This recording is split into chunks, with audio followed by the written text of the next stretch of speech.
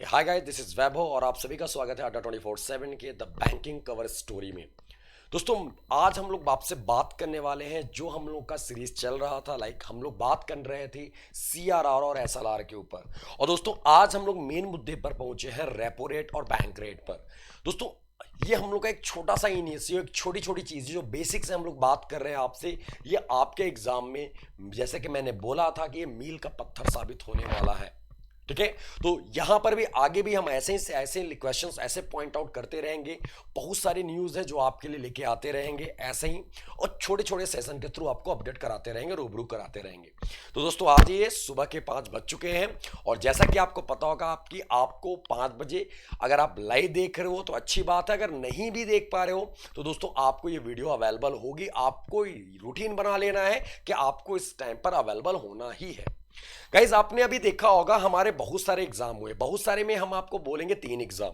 जैसे हमारा एक एग्जाम था, हमारा क्या, ईएसआईसी यूडीसी मेंस की बात करें, प्री एंड मेंस में ले लो, बट हम मेंस की बात करें बैक टू बैक एक वीक के अंदर।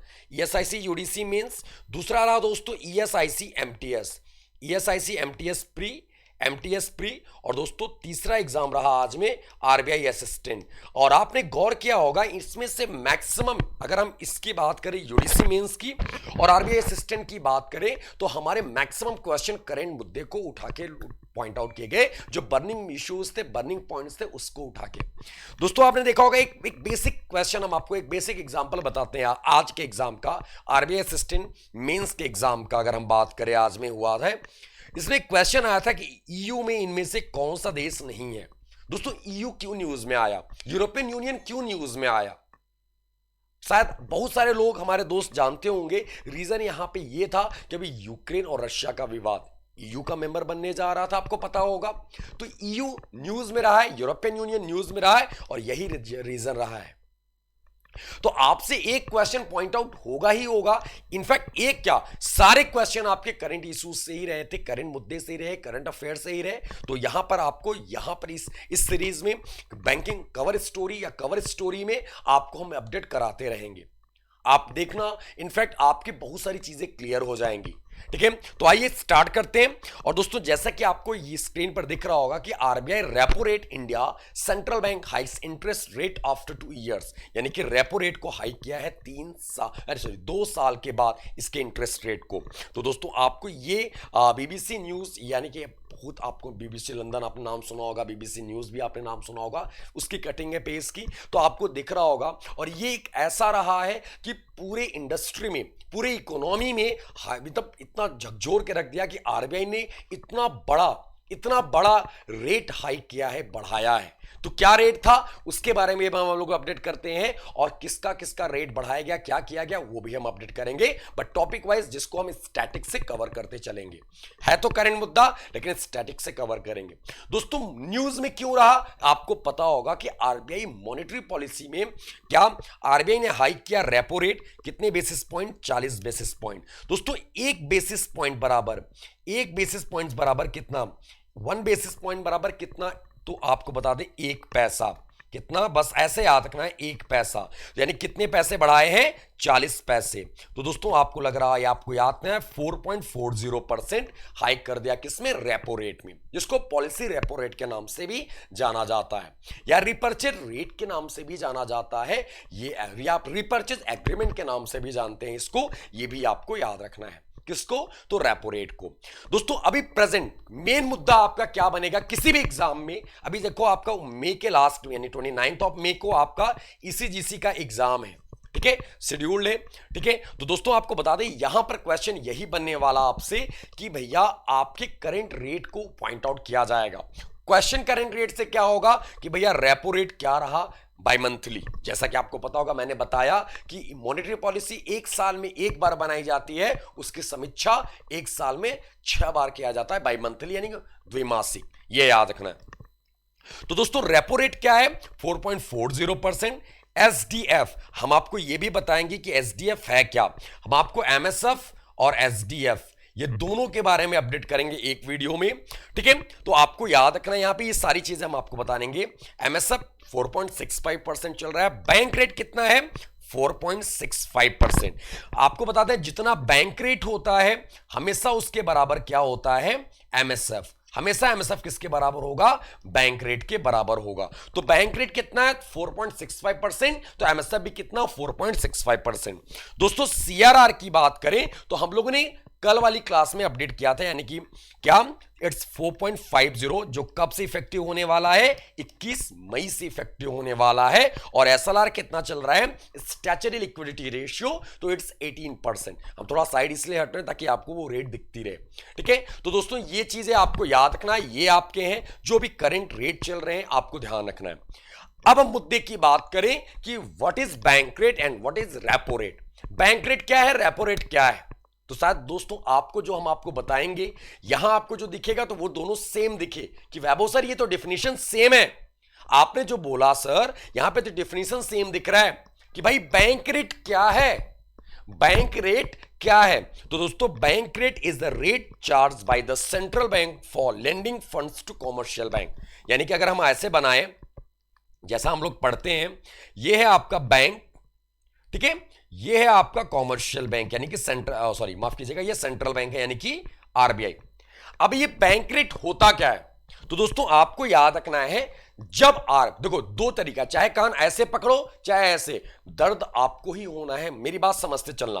कहीं कहीं आपको ऐसे लिखा रहता है, यहां पे क्या लिखा हुआ है, bank rate is the rate charge by the central bank for lending funds to commercial bank. यानी कि जब यहां पे यानी कि ये कहा जा रहा है, जब आरबीआई कॉमर्शियल बैंक को लोन देता है तो जिस रेट ऑफ इंटरेस्ट से इंटरेस्ट चार्ज करता है उसी रेट ऑफ इंटरेस्ट को क्या कहा जाता है, बैंक रेट। नो डाउट भाई ये बात तो सही है, ठीक है। तो यहां पर ये भी कह सकते हैं जब कोई भी शेड्यूल कॉमर्शियल बैंक, ठीक है, आरबीआई से बोरो करता है, मतलब समझना, मतलब एक ही निकल रहा है, जब कोई शेड्यूल कॉमर्शियल बैंक आरबीआई से बोरो करता है फॉर 90 प्लस डेज। आपको याद रखना है अंतर, 90 प्लस डेज, 90 से ज्यादा दिन के लिए बोरो करता है। तो भैया आपको बता दें यहां पर क्या कहते हैं कि कहता है हम एक एक रुपए का हिसाब लेंगे, तो आरबीआई कहता है भैया हम आपके ऊपर क्या कर रहे हैं, इंटरेस्ट चार्ज करेंगे। आप क्या कर रहे हो, हमसे बोरो कर रहे हो, हमसे लोन ले रहे हो। कौन लोन ले रहा है, शेड्यूल कॉमर्शियल बैंक। तो जिस रेट ऑफ इंटरेस्ट, जो रेट ऑफ इंटरेस्ट होता है, जिस रेट से इंटरेस्ट चार्ज करता है, वही रेट ऑफ इंटरेस्ट किस नाम से जाना जाता है, बैंक रेट के नाम से। मेरी बात समझ में आ रही है, बिल्कुल प्रैक्टिकल समझना। हमने ये बोला कि आरबीआई ने लोन दिया किसको, शेड्यूल कॉमर्शियल बैंक। अरे भैया शेड्यूल कॉमर्शियल को लोन तभी दिया जब लोन उसने मांगा, जब पैसा उसने मांगा। तो हम तो ये भी कह सकते हैं ना कि जब कोई शेड्यूल कॉमर्शियल बैंक आरबीआई से बोरो करे या उधार ले या लोन ले, उधार सही नहीं लिखा, लोन इट्स परफेक्ट, ठीक है, लेंडिंग करे किससे, आरबीआई से। कब से, तो 90 प्लस डेज। दोस्तों जिस रेट ऑफ इंटरेस्ट से आरबीआई इंटरेस्ट चार्ज करता है नोन एज क्या, बैंक रेट। आई होप कि आपको क्लियर होगा ये चीज। अब देखो अगर हम यहीं पर रेपो रेट की बात करें दोस्तों, तो रेपो रेट समझना आप, रेपो रेट क्या होता है, जिसको पॉलिसी रेट भी कहते हैं। तो आप समझना इससे क्या होगा, the interest rate that the RBI charge when commercial bank borrow money from it's called the repo rate. अब आपको लगेगा वैभव सर आप क्या बता रहे हो, ये दोनों सेम ही तो है, दोनों क्या है, सेम है। लेकिन दोस्तों यहां पर आपको याद रखना है क्या, 90 प्लस, और यहां पे क्या होगा, बस हम फिर से आपको एक फिगर ड्रॉ करेंगे, ठीक है। फिर से हम आपको बता रहे हैं, ये है शेड्यूल कॉमर्शियल बैंक, ठीक है, ये है आपका कौन, आरबीआई। जब कोई शेड्यूल कॉमर्शियल बैंक क्या करता है, आरबीआई से बोरो करता है या लेंडिंग करता है, यानी कि लोन लेता है, ठीक है।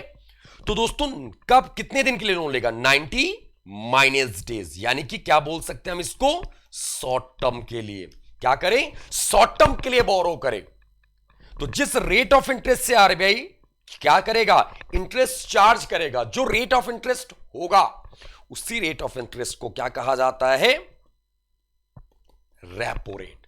उम्मीद करते हैं आपको समझ में आ गया होगा, बिल्कुल प्रैक्टिकल। तो अब अगर आपसे क्वेश्चन करें कि अंतर क्या है, दोनों में तो यही है, तो दोस्तों आपको याद नहीं, ये बैंक है, ये है आरबीआई। तो ये 90 से ज्यादा दिन, तो किस दिन से ना, 90 से ज्यादा दिन बट 1 साल से कम, 365 दिन से कम, यानी 364 डेज जिसको बोलते हैं, 90 days and above but up to 364 days या 365 डेज, जो भी कह लो, ठीक है, एक साल से कम। दोस्तों इससे किस नाम से? तो बैंक रेट, 90 से ज्यादा दिन, बट 90 माइनस डेज यानी कि शॉर्ट टर्म जिसको कहते हैं, हम इसको क्या बोलेंगे? ये हो जाएगा शॉर्ट टर्म। शॉर्ट टर्म मतलब क्या?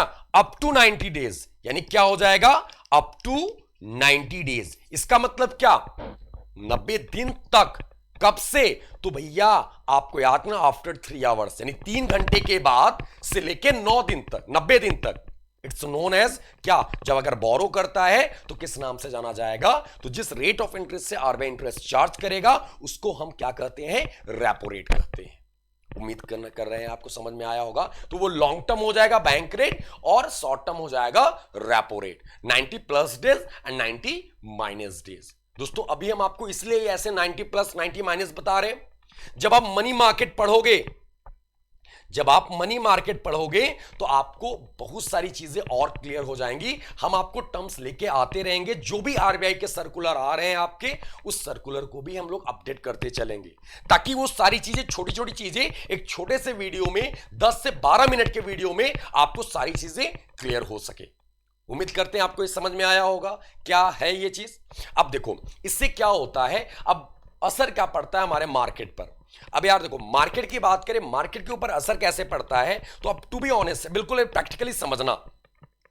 ये हो बैंक है, ये कोई भी बैंक है, सपोज लो आप हो, या फिर ये कोई बैंक है, ये है आरबीआई, ठीक है। बैंक क्या करते हैं? लोन देते हैं आम पब्लिक को, यानी कस्टमर्स को, यानी हमें और आपको।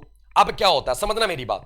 इसके पास क्या हुआ, अब समझना, जब इसको पैसे की शॉर्टफॉल हुआ, यानी पैसे की कमी हुई, जब ये आरबीआई से पैसा लिया, तो लेकिन इसके ऊपर क्या हुआ, इसका इंटरेस्ट ज्यादा लगने लगा। पहले क्या था, एक एग्जांपल समझ लो, 4% था, 4% था।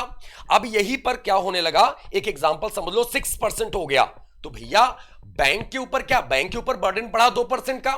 तो जब बैंक के ऊपर बर्डन बढ़ा तो कहीं ना कहीं ऐसा तो है नहीं कि बैंक दाता दीन बन रहा है, भगवान हरिश्चंद्र है तो आपको भी पैसा देगा सस्ते में। बिल्कुल प्रैक्टिकल समझना, हम बैंकिंग की लैंग्वेज बात ही नहीं कर रहे, ठीक है। अब क्या हुआ कि अब जब बैंक को महंगा लोन मिला, यानी कि सब्जी वाले क्या करते हैं, कहते हैं भैया मिर्चा इतना महंगा क्यों, 200 रुपए किलो, 50 रुपए पाव, यानी कि 250 ग्राम। हम लोग कहते हैं, दुकान वाला बोलता है क्या कि भैया पीछे से महंगा मिल रहा है हमें, तो हम कहां से कर दे, हम पैदा कर लें क्या। तो सेम एज इट इज, जब लोन आप जो बैंक आरबीआई से बैंक को लोन महंगे मिलेंगे, भाई लोन का इंटरेस्ट ज्यादा रहेगा तो लोन को चुकाना, भाई बैंक को चुकाना भी तो पड़ेगा। तो भैया जब लोन महंगा मिलेगा तो कस्टमर्स यानी कि जो मार्केट में क्या होगा, लोन भी क्या हो जाएंगे, आपके आम पब्लिक के लोन भी महंगे हो जाएंगे। यही रेट है कि कहा यह जा रहा है कि जो लोन, अभी आपने देखा होगा, मेरे को मैसेज आता रहता है कि अगर सर आप फ्लैट ले रहे हो, घर ले रहे हो, ठीक है, मकान ले रहे हो, तो आपके जेब के ऊपर क्या बढ़ सकता है, बर्डन बढ़ सकती है। क्यों? क्योंकि आरबीआई लोन महंगा कर दिया है। भैया बर्डन इसलिए बढ़ा क्योंकि आरबीआई ने क्या किया, रेपो रेट यानी पॉलिसी रेट में बढ़ोतरी कर दी, हाइक कर दी 0.40%, ठीक है। ये आपको याद करना है, 40 बेसिस पॉइंट। तो ये चीजें आपको याद रखना है, ठीक है। तो दोस्तों ऐसे याद रखना, इसीलिए रेट महंगा हो जाता है, ठीक है। अभी और आप अच्छे से एक्सप्लेन करेंगे जब हम लोग, आपका ये सारा चीज हो जाएगा तो हम आपको bank rate, repo rate, CRR, SLR, सभी से रिलेटेड एक क्वेश्चन कराएंगे जो आपके एग्जाम में क्वेश्चन पॉइंट आउट होता है। अभी छोटा छोटा सेशन जानबूझ के लेके आ रहे हैं, ठीक है। तो उम्मीद करते हैं आपको समझ में आ गया होगा। अब मुद्दे की बात करें यहां पर, तो यहां पर क्वेश्चन क्या बनेगा, आपसे क्वेश्चन है, आप देख सकते हो यहां पे, what is current repo rate. अगर आपसे क्वेश्चन करे तो आप ऐसे बताना है कि भैया रेपो रेट क्या हुआ, अभी करंट रेट 4.40% हुआ आफ्टर अ लॉन्ग टाइम, एक लंबे समय के बाद, यानी कि 2 साल के बाद, ठीक है। और पॉलिसी रेट जो हुआ हमारा वो कब चेंज हुआ, यानी कितने साल बाद, 4 साल के बाद। आपने देखा होगा सीआरआर में चेंजेस देखने को मिलेंगे आगे में, आपको पता होगा, हम लोगों ने लास्ट क्लास में डिस्कस किया था, ठीक है। इंक्रीजिंग बाय 40 पर बेसिस पॉइंट सिंस May 20, यानी कि 4 मई से, हाँ जो आपका मई में आया था ये चीज। The RBI repo rate has remained the same as rate of 4%, 4% था पहले, अब इसका क्या था, 4.40 हो गया। This is the interest rate which Reserve Bank of India provide short term, देखो यहां पे लिखा हुआ है short term money to Indian banks, यानी कि शॉर्ट टर्म मतलब 90 माइनस डेज। आई होप कि क्लियर होगा आपको। दूसरा क्वेश्चन, ठीक है, दूसरा क्वेश्चन क्या होगा, दूसरा क्वेश्चन है what is the meant by rap bank rate. Mint bank rate क्या है? तो बैंक रेट आई थिंक सबको पता होगा, यहां पे समझ लो, bank rate is the interest rate charge by country central bank domestic bank, जैसा कि हमने बताया आपको, व्हेन दे बोरो मनी, जब वो पैसा उधार लेते हैं सेंट्रल बैंक से। The interest rate charge by the central bank are design to keep the economy stable, यानी कि इकोनॉमी स्टेबल, यानी कि इंटरेस्ट जो चार्ज करता है सेंट्रल बैंक, ऐसा ही बनाया गया ताकि इकोनॉमी को स्टेबल किया जा सके, ना तो महंगाई ज्यादा बढ़ सके।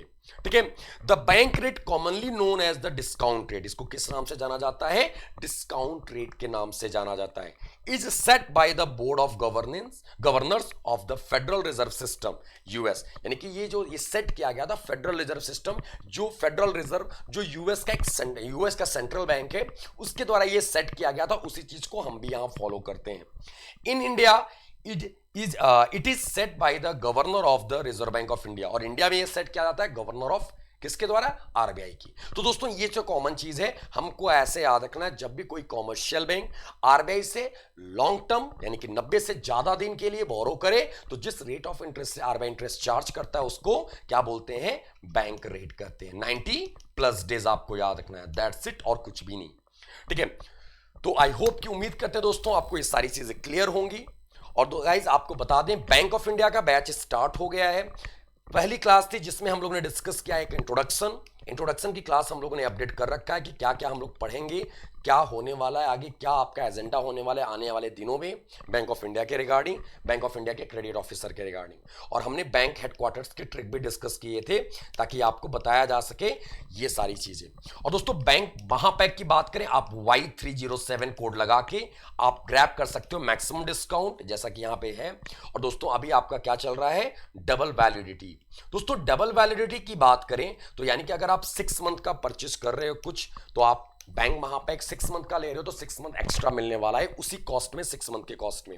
और 12 मंथ का ले रहे हो 12 मंथ तक सबको एक्स्ट्रा मिलने वाला है।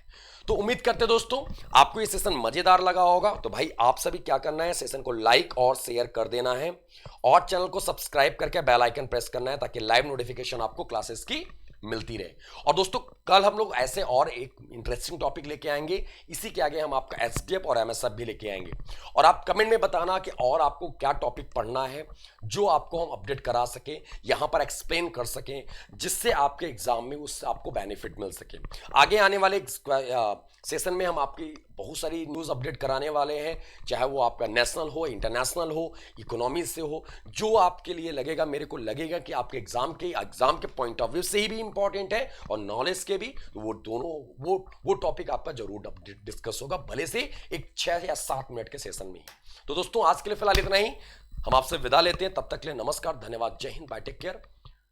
फिर से Har Har Mahadev, Radhe Radhe, love you to all guys, have a great day.